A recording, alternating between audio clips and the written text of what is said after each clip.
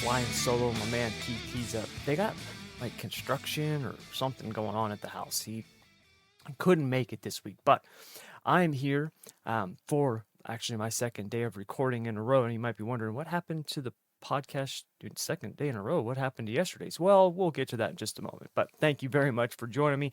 We got a ton of stuff to dive into. Obviously, big news in NASCAR, which we'll get to in just a moment. We got World of Outlaws wrap it up.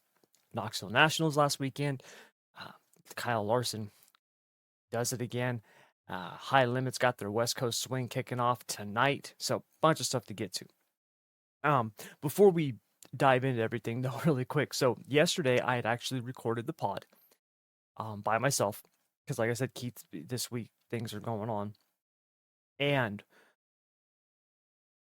I had talked about a lot of the stuff we're going to talk about today.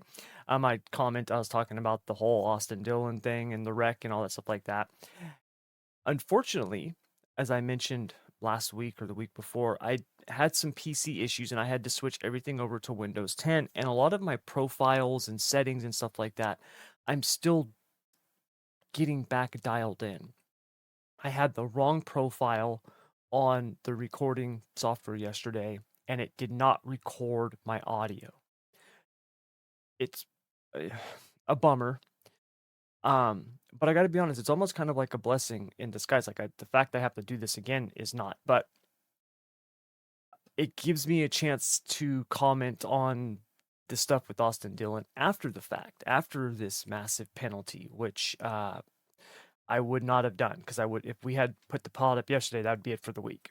So, anyways, so that's what happened. We're just going to try to get the pod up on Wednesday. I'm trying to get these things up on Wednesdays now because of just everything going on. And yesterday I went to edit the pod, which is essentially me just making sure that everything recorded and then adding the intro music and a couple of breaks and uploading it. And I saw that no audio had been recorded. So yeah, here we are. But before we dive into the Knoxville Nationals, we're going to look at this whole Austin Dillon situation with the penalty, Logano, Hamlin. There's a lot of stuff out there, a lot of people saying different things. Obviously, you had the big names, the teardown, Jeff Gluck, Jordan Bianchi. They did a live stream last night after this penalty. Dale Jr. came out and did another pod. Not really a pod, but kind of like a live, another video recording. It's like a 20-minute upload. So a lot of stuff happening.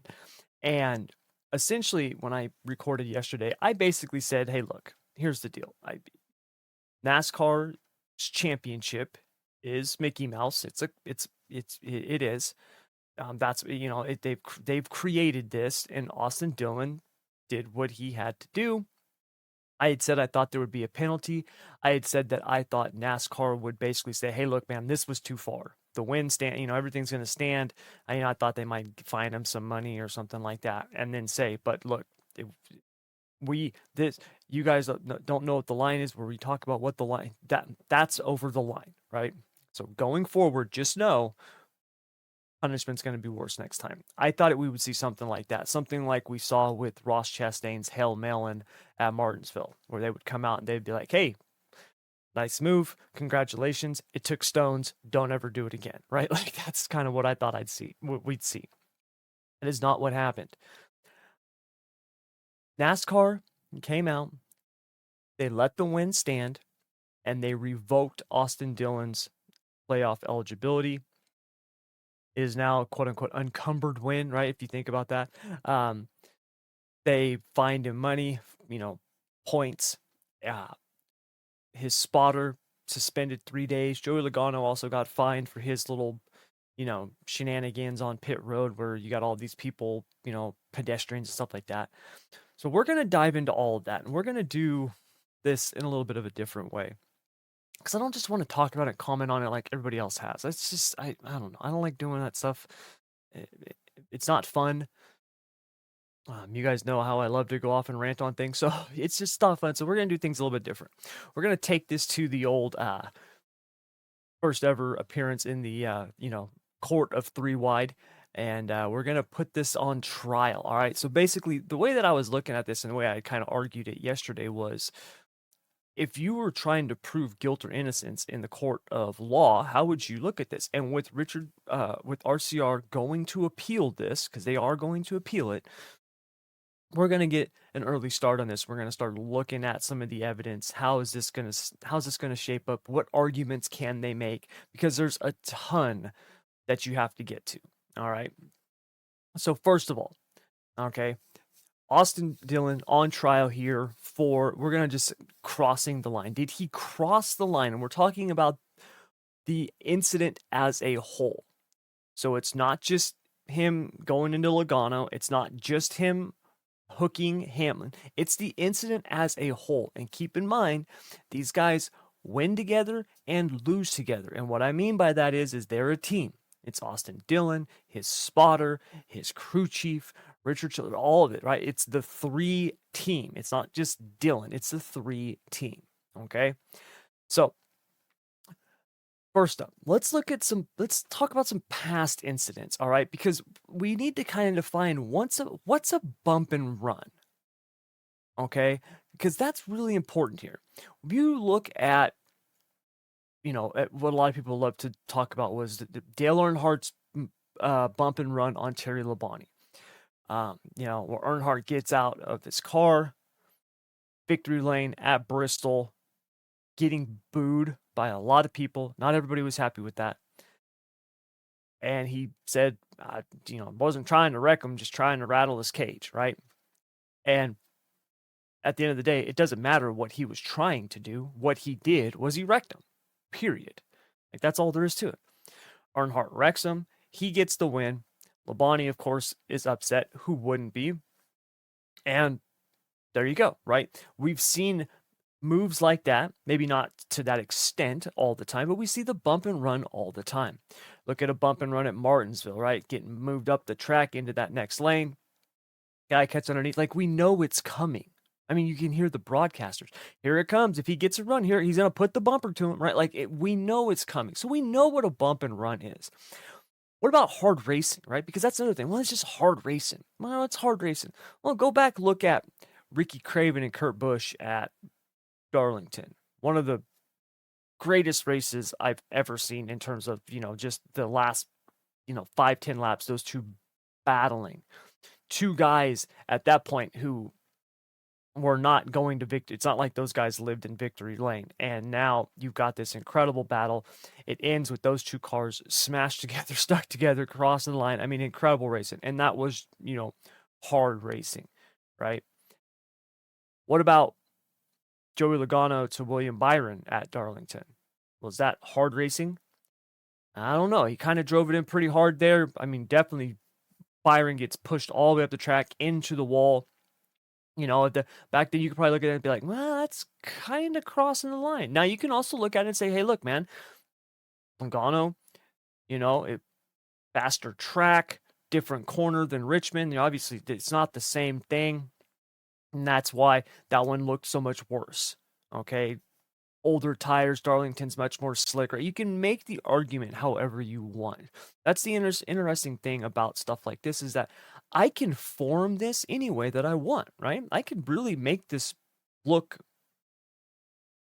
however I want it to be, depending on my own personal preference. If I want Austin Dillon to be innocent, I can make that case, and I can make it convincingly. I can also do the same in terms of him being guilty. So that's the really important thing here, and why I'm talking about these previous incidents, because you have to, first of all, you have to remove what I would call the X factors. 2 of the biggest X factors are Joey Logano and Denny Hamlin. There are a ton of people who are like, dude, they got what was coming to them because they don't like Logano and they don't like Hamlin. I totally understand that, but you have to remove that from the argument, because the reason for that is if it was, let's say, the 9 car and the 5 car that got shoved up the track and wrecked and then hooked, would your position still be the same? That's the way that you have to look at it. You always got to try to look at things from an outside perspective. You cannot lose the forest within the trees. You see what I mean? Like, you just can't do that, because when you do, now you're making an emotional judgment as opposed to a rational judgment or a fact-based or thought-based judgment. Those are two very different things. Very different things. Right? They just are. We've all been in those situations before. I mean, those of you who are parents, right? We've all been those people where we saw another couple or another dad or mom and we saw their kid acting a fool, yelling, screaming. We'd be like, dude, my kid will never do that. And then guess what happens? When our kid does it, we're sitting there taking it too, because why? Well, you can't just light your kid up in a grocery store, can you? I can't just smoke my son across the mouth, at the checkout stand, right? I mean, it's easy to say when you don't have kids, but when you're in that situation, when those tables have turned, it's a different conversation, right? It's a different point of view. You've got to put yourself in those different points of view. You've got to look at things rationally. Looking at this just from surface level, it's like, dude, the 3-car, Richard Childress Racing, obviously that's not Dale Earnhardt, but it's the 3-car, man, and they ain't been in victory lane, and he did what he had to do. He drove that sucker in there. He put the bumper to Logano, who I hate, and then he hooked the 11 car, another guy that I hate, and got the win in the playoffs. Dude, I call that a win, right? Like that, you can't look at it like that, because if you do, you're not being rational. You're being 100% emotional. And I saw a lot of reactions like that all over social media yesterday after this ruling came down. Okay. So we've established what a bump and run is, what we think a bump and run is, right? Our guidelines on it, what could be potentially over the line and what couldn't be. All right. So let's look at this thing. Let's break this down. So first up, defending Austin Dillon. Okay. And when I say Austin Dillon, understand I'm talking about the entire 3 team. First up, hands down, without a doubt, they were the car to beat. All right. If Stenhouse didn't do what a Stenhouse does, they win that race. It's a quick side note. I don't know if I've heard people say they thought Ricky Stenhouse did that on purpose to screw over RCR. I don't know how you can, I don't know if that's possible. And I don't know if Stenhouse would do that. Like, I get Stenhouse does some dumb shit, you guys, but that would be pretty incredible. I mean, you're talking like genius mastermind, level stuff for Stenhouse to do that. I think Stenhouse just got in over his head, as he's done his whole career, and lost it. Like, I think that's what happened. So, anyways, moving on. Dillon would have won that race. Like, hands down. They had, what, a 3-second lead? Like, they were going to win. They should have won. Point blank, end of story.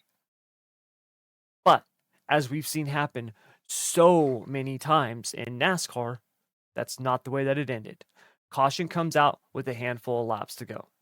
And quick side note, what is with the best drivers in the world not being able to keep their shit together during the last few laps? I don't understand why we always have these stupid ass wrecks. Like, I get, Stenhouse, but even then, Ricky Stenhouse is one of the most talented drivers on the planet. I know most of you probably don't realize that, because all you do is see him wreck on Sundays. You put Stenhouse in a dirt car, the dude is insane. Ricky Stenhouse, if he stays with sprint cars, is a legit talent. Like, legit talent. He could have been a World of Outlaws championship contender. Like, that's how good Stenhouse was in a sprint car. So the dude can drive. He just does dumb shit. But he's not the only one. It's just like almost all these guys wrecking each other, screwing up, shit happening when there's like 5 to go. And it leads us to the circus that is the green, white checkers. You know what I mean? Like, that seems to be what always happens. I don't get it. But regardless, moving on. Dillon, they had the fastest car. The 3-car was the car to beat. You cannot argue that. They did not luck themselves into this. This wasn't something where they got the lead because somebody ran out of fuel, or they just happened to cycle their way up front, catch a caution, and now they're leading, right? And they were able to block and use dirty air to keep cars off them. No, they were the car to beat. They should have won that race. All right. Now,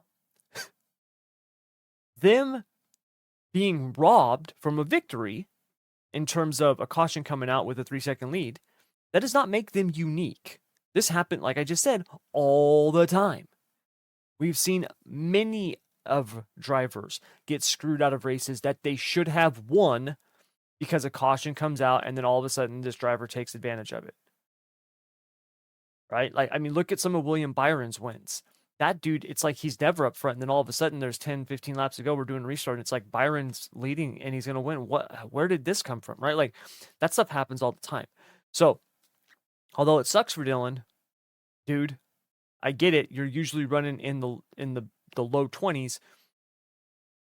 Welcome to running up front because this stuff happens all the time to these guys. Now, although Dillon, the 3-car, got screwed out of what should have been their win, does that mean that he gets to drive that thing like an M1 tank knocking down the walls at Beirut?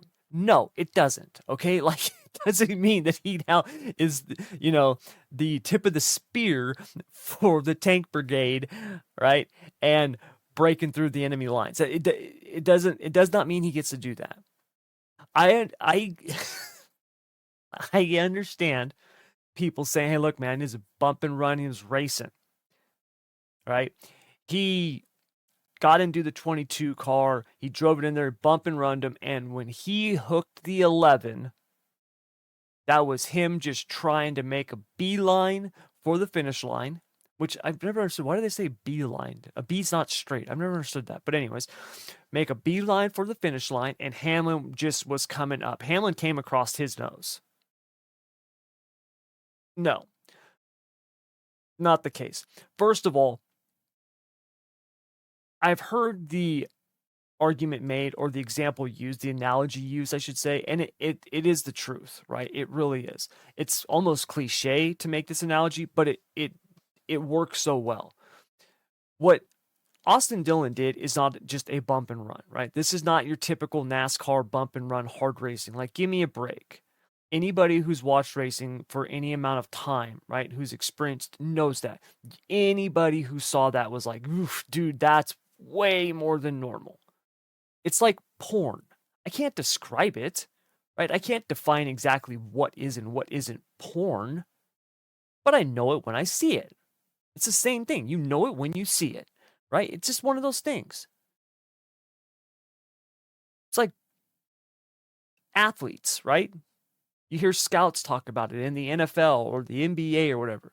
It's like, hey man, how did you pick that guy? He wasn't the best scorer in the NCAA tournament last year. He didn't throw for the most touchdowns.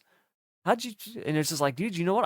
I saw something. There was something in him. And I saw something that reminded me of this player that we had, who was a 10-time All-Star. And I just was like, yeah, you know what? He's got it. He's got it. All right. You know it when you see it. And what Austin Dillon did, that's over the line. Right? Like, I don't need it defined. It does not need to be black and white. And as much as I do not love to live in the gray area, because I don't want to have a bunch of judgment calls. I understand people's arguments that, hey man, this is going to open Pandora's box every bump and run. I also think that Jordan Bianchi was being a little ridiculous and over the top of his comments. This is the death of NASCAR. Dude, if you want to look at it like that, NASCAR's been dead for a long time since they started going with the point system and turning the championship into a 3-ring circus. All right, it has been since early 2000s, right? So just shut up with that. I get your pro chaos, but dude, give me a break. Come on, man. It's just like you look at, you're like, dude, that's too much. That's too much. And for those of you who think like, oh, well, I mean, dude, that's BS. It's like, dude, it's not what he did to Logano. That's BS. It's like people are totally removing what Denny had, the 11 car, which I find interesting that all of a sudden it's like, dude, that Denny was collateral damage. Austin, yeah, he put the bumper to the 22 car, but the 11, that was collateral damage, dude. He was just getting himself straightened out to make the corner. and then he came across his hood. That shouldn't count in all this. That's racing. Now, I can't say that for sure. For one, let's talk about Austin Dillon's spotter, who's in his ear. It's all over everywhere. I mean, it's been heard since Sunday night, where he's up there yelling, "Wreck 'em, wreck 'em, wreck 'em, wreck 'em, wreck 'em." Like, you can hear it. I'm not going to play it on here because you can go find it anywhere. You can hear it and you can see it on the video where you can see where he's at and what his spotter's saying. I mean, his spotter's telling him that what he's coming up, wreck 'em, wreck 'em, wreck 'em. I mean, it's perfect. It's perfectly timed. And I am a big fan of racing, okay? I also remember what it was like to be a fanboy when I was younger. And I've been in those stands and I've watched those races and I've been on the edge of my, seat at home yelling at the TV. And when my driver was out there battling, never once, now this is just me, but never once was I yelling, "Wreck him." I might have said, "Get him." Might have said, "Beat him." I was never going like, "Wreck him, wreck him, wreck him, wreck him, wreck him." Never. That's not fanboy. Okay? It's not. Unless you are a weekly resident of, the Madhouse, Bowman Gray Stadium, where that's the only way to pass and that's all them people do there. But I would contend that I think that is literally, I think Bowman Gray is the most overrated racetrack in the country. It's a joke. I would rather watch greyhound racing, dog racing. I would rather watch that than races at Bowman Gray. I have zero desire to watch that racing. Zero desire. Because I think it's a joke. I'm all for hard racing, bumping runs, dooring one another. Bunch of people doing dumb shit, just tearing up expensive cars, right? Fighting all the time. Like, dang God, dude, that's crap. If you like that, congratulations. I don't. Okay. And even then, like I said, it's very small fanboys will be like, "Wreck 'em, wreck 'em, wreck 'em, wreck 'em, wreck 'em." And that's what we had. And it lines up perfect with what he did to Denny Hamlin, whether you think Austin Dillon was trying to straighten out and Hamlin came, it does not matter. Look at the SMT. Denny Hamlin is following the line. You could actually make the argument that Denny Hamlin is below the racing line because he knows that there's cars above him, i.e. Austin Dillon and Joey Logano. You know what I mean? So he's actually a little bit below the line. Dillon had to come down even more. And if you just look at what Austin Dillon did in terms of hooking Denny Hamlin, and you look at previous incidents where that has happened, other drivers have been suspended for that. If Austin Dillon wasn't the 3 car, but the 23 car, what would the reaction be? That's, just really think about that. If that was Bubba Wallace and not Austin Hill, if that was the 2311 team and not RCR, if that was, who is it, Freddie Kraft, Bubba Wallace's spotter, yelling, "Wreck 'em, wreck 'em, wreck 'em, wreck 'em," and Wallace did it and then won, what would the reaction be? If you are sitting there and you are saying, well, it would be the same as Austin Dillon's, you are lying to yourself. You are full of shit. There is no way. No way. They would have been having a heart attack. Fans would have been going nuts if Bubba Wallace had won that way. 100%. 100%. You cannot say with a straight face otherwise. You can't say it. You can't. If you're making that argument, if you're like, no. Bubba Wallace does that. He bumps the 22 car out of the way, hooks the 11, right? I mean, that was Bubba Wallace. Dude, Denny Hamlin's his boss. That's his car owner. Why would he hook the car owner? It's fine. He won that fair and square. Hard racing. Bullshit. Bullshit. You can't say that with a straight face. And if you are saying that, you're lying to yourself. You're lying. Once again, like I said earlier, take the emotional aspects out of it, put yourself in that other position. You cannot say with a straight face that if that was the case. Like I said before, if that was the 9 car and the 5 car that got moved out of the way and then hooked, would the reaction be the same? Replace Joey Logano with Chase Elliott and Denny Hamlin with Kyle Larson.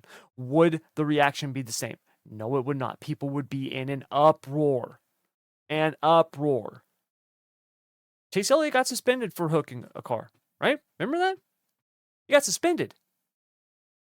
Dillon didn't get suspended here. He got the playoff taken away, which he probably would have rather been suspended, although then he would need a waiver to run in the playoffs. So I was kind of hoping NASCAR was going to do that. Suspend him and then not grant him a waiver. I thought that would have been funny. But anyways, so, I mean, look at it. As much as I don't want to see NASCAR making these calls every time there's contact for a win and stuff like that, you just have to put yourself in look at it with an open mind. Hey guys, I love old school NASCAR. I say all the time that the heads of NASCAR, right? The executives of NASCAR destroyed one of the sports that I grew up loving. It's not the same sport. And I understand things change. But it's also one of the reasons why I love sprint car racing so much, because sprint cars have not changed that much over the past 20 years. They're basically the same thing that they were back when I was working on them and traveling around on a race team. Like the biggest difference is the wing.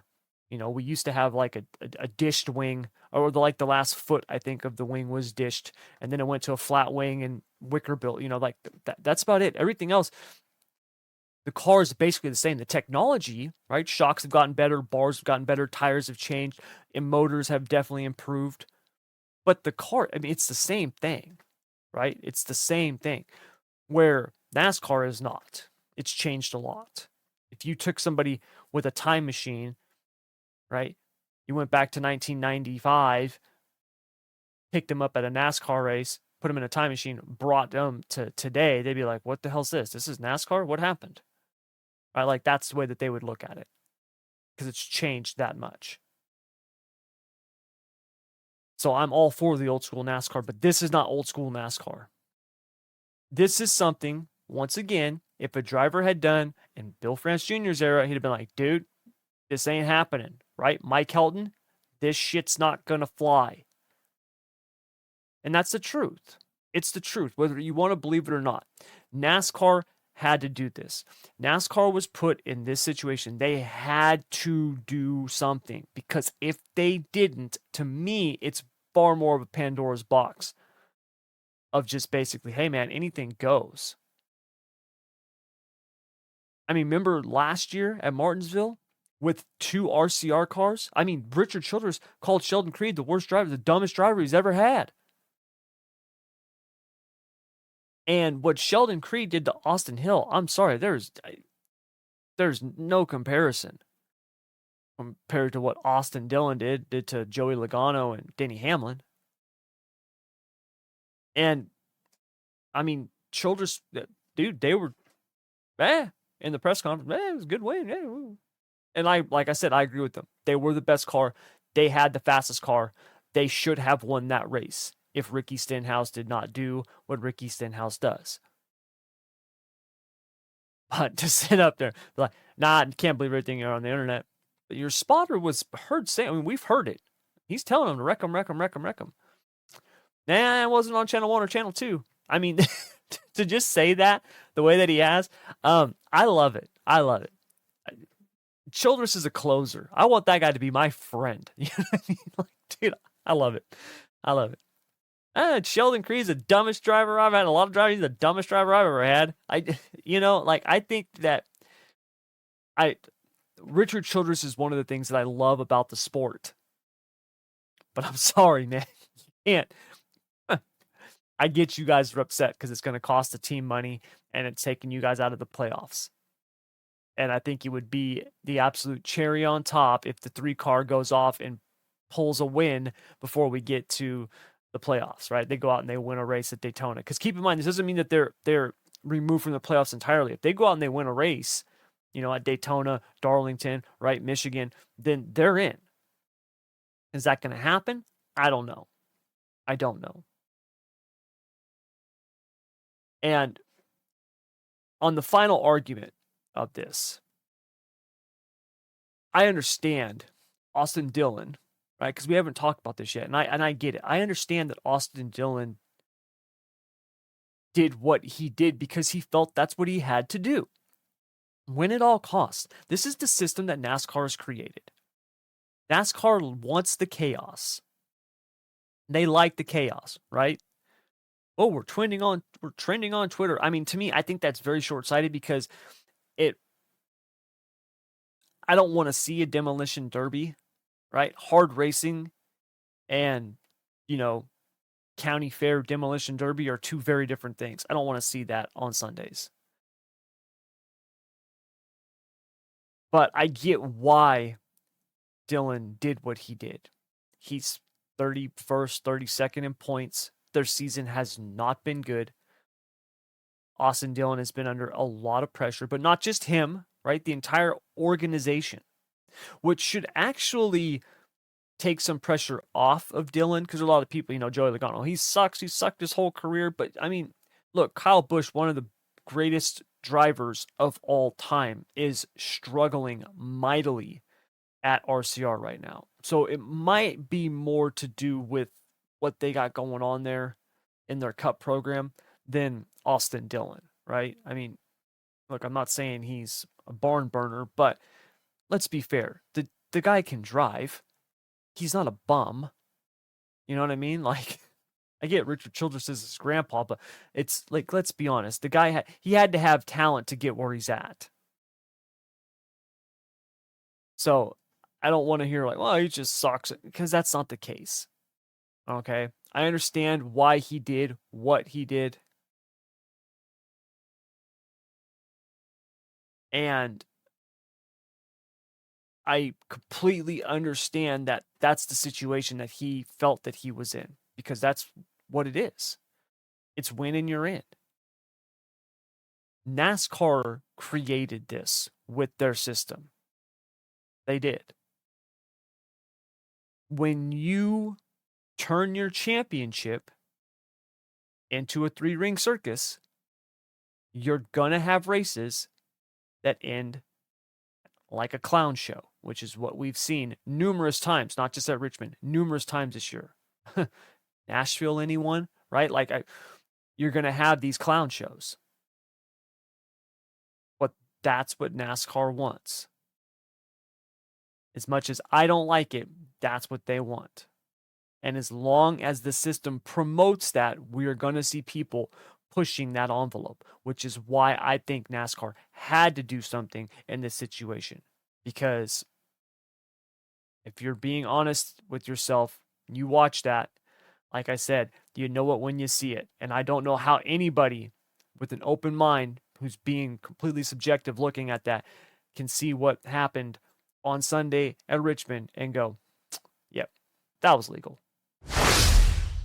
All right, you guys. So we are going to switch gears here to our dirt track recap. Really quick.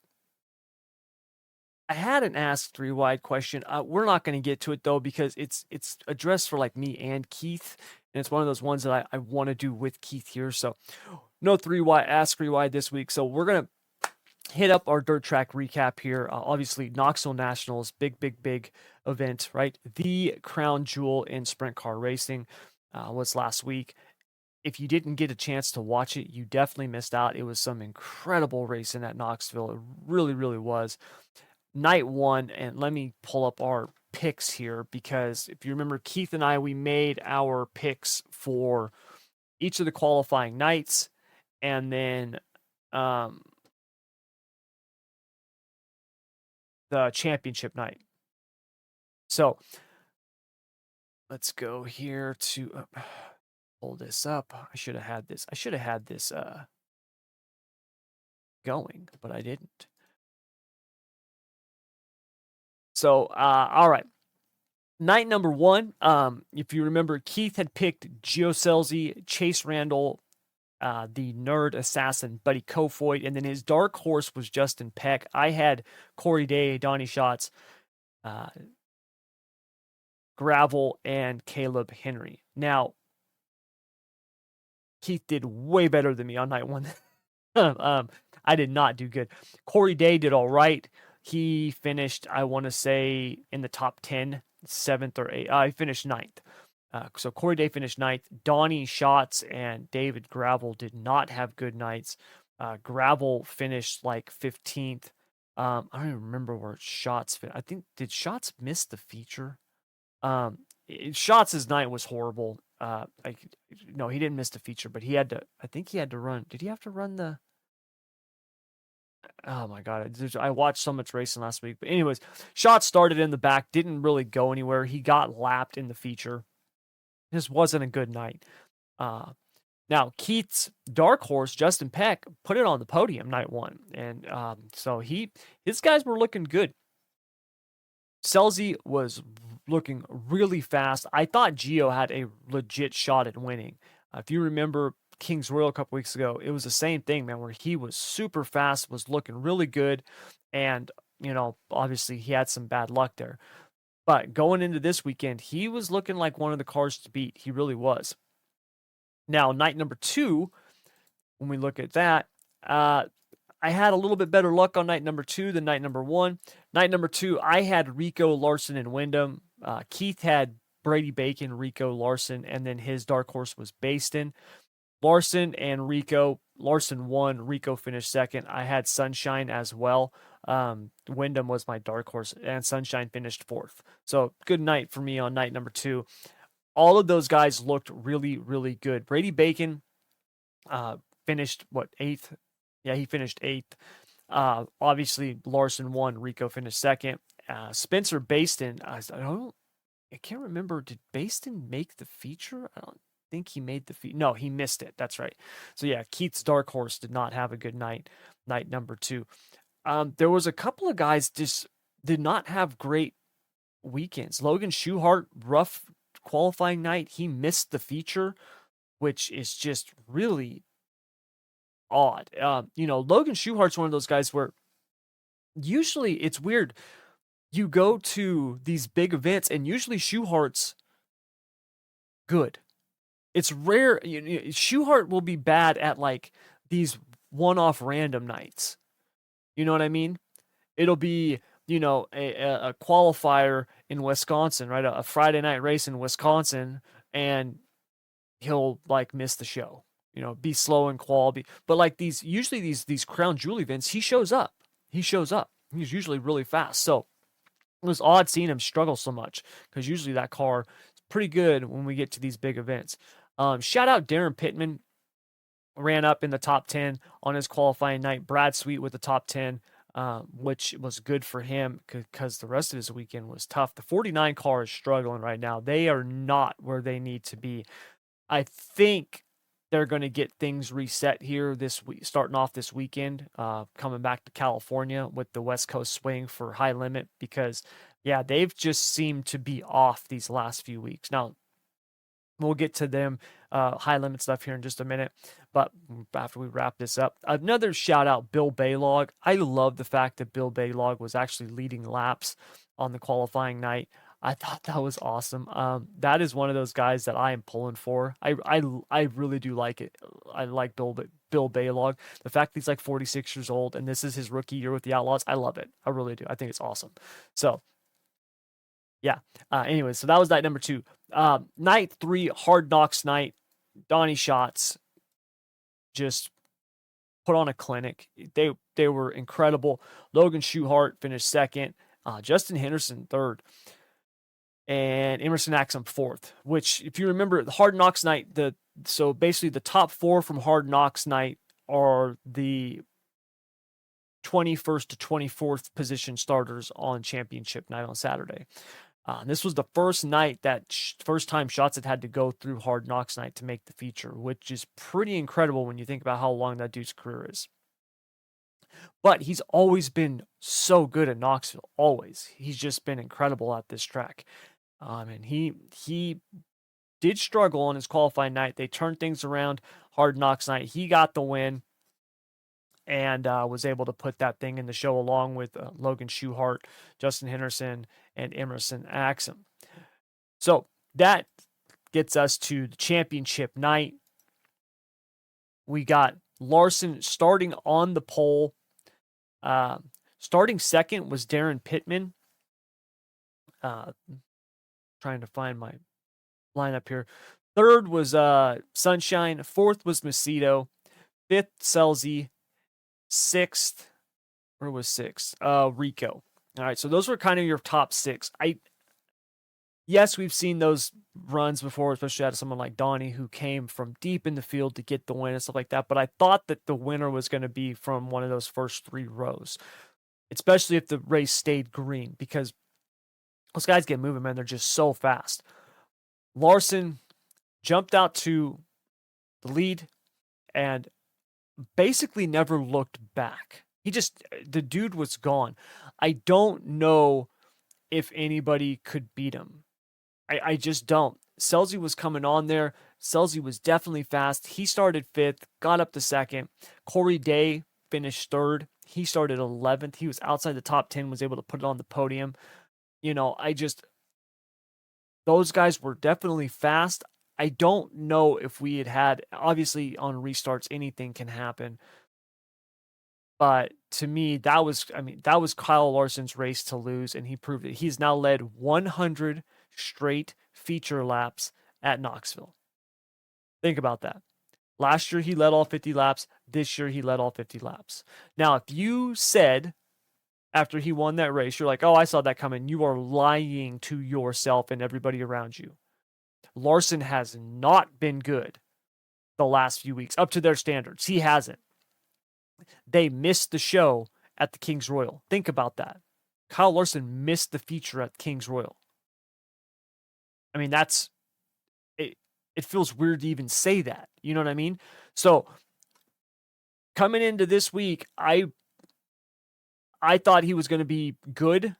I had picked him for a qualifying night, but I did not have him winning the Knoxville Nationals.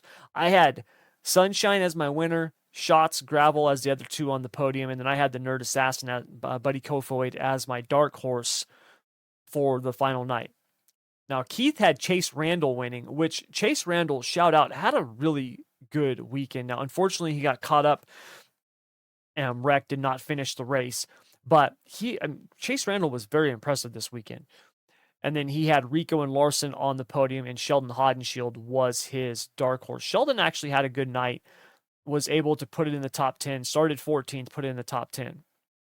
Darren Pittman was running up front there. He did tail off, finished 11th, so he kind of fell off a little bit. Gravel and Shots, shout out those guys just because Gravel started 19th, finished 12th. Shots started 21st, finished 13th. That's insane. Basically, Shots tied Corey Day for most cars passed for the Hard Charger award. Corey Day got it because he finished third, obviously. So, incredible week of racing. It really was. Now, the Outlaws, they've got coming up is it tonight? No. Tomorrow night and Saturday. So this weekend, they've got the Jackson Nationals. Then they go to North Dakota for the second leg of their Northern Tour. After that is going to be High Bank Nationals, where they've got the High Bank Hustle. They're going to be doing that, and then the 31st and the 31st and the 1st is going to be the High Bank Nationals. So a lot of money still coming on the table. And then they will do their West Coast swing after the High Bank Nationals. Now, their West Coast swing is not nearly what it used to be, obviously because High Limit has taken over a lot of that West Coast swing. So they still have Stockton, Hanford, Bakersfield, Merced. They're going to be also at Tulare, which is a good race. But yeah, overall, it's just gone way, way down in terms of their West Coast swing. But High Limit, on the other hand, they are kicking off their West Coast swing tonight. And they are going to be at hold on, I want to get the schedule real quick here. So they've got tonight they're going to be at Thunderbolt, which is out here, California, Tulare, Thunderbolt Racing. One of the cooler tracks. This actually, if you've seen this, you will actually see cars ride the wall here, where the curb gets built up so much where they're actually, it looks like they're on the wall. It's incredible. It doesn't happen all the time, but it can happen here. It's pretty cool to watch. So they've got Thunderbolt tonight. Then tomorrow they're going to be heading to King Speedway, which is down in Hanford. Then they're going to be in Placerville on Saturday. After that, next week, they've got Silver Dollar Speedway and the Gold Cup Race of Champions. They've got 3 nights there. First 2 nights are qualifying nights, Thursday and Friday. Saturday night is the championship night, $100,000 to win. They've also got a show Wednesday night, which is supposed to be, I believe, a big 360 show, 360 sprint car show, which is cool because you get some pretty big names who run the 360s before Gold Cup. So my buddy's actually trying to get a driver in his car for that race. So we'll see what happens. So yeah, High Limit's coming out for their West Coast Swing, kicks off tonight, and they've got there's still a lot of money to be made, because after Silver Dollar, they literally on Monday night, they're going to be on the 26th, they will be up at Douglas County. Yeah, Douglas County. 2 days later, they're in Grays Harbor. And then they've got the Skagit Nationals for 3 days, which is, I want to say, another $100,000 to win. Yep, $100,000 to win. So, although it kind of sucks because the High Bank Nationals, if you guys remember with this being changed and whatnot, the High Bank Nationals is now happening during this time. The High Limit guys aren't going to get to run it, which is a bummer. But fortunately, there's still a lot of money up for grabs on the West Coast for High Limit. So yeah, I would have liked to have seen all the High Limit guys at the High Bank Nationals. We'll have to see if all of the High Limit guys make the West Coast Swing, because keep in mind there's a lot of guys who are out of the points, right? They're not in that top 5, top 10. I think that you'll see the top 10 definitely hit all of the races.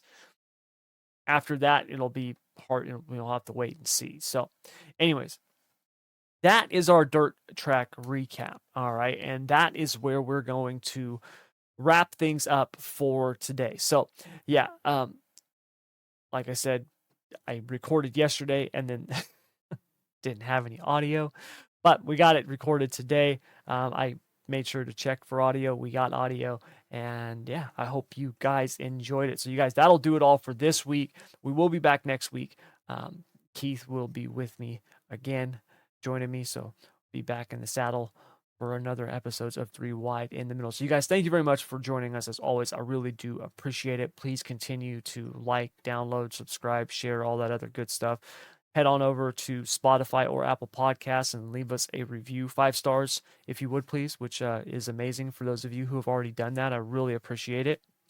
And yeah, do all that for me, and we'll be back next week to do this all over again. So please enjoy the weekend, and until next time, take care.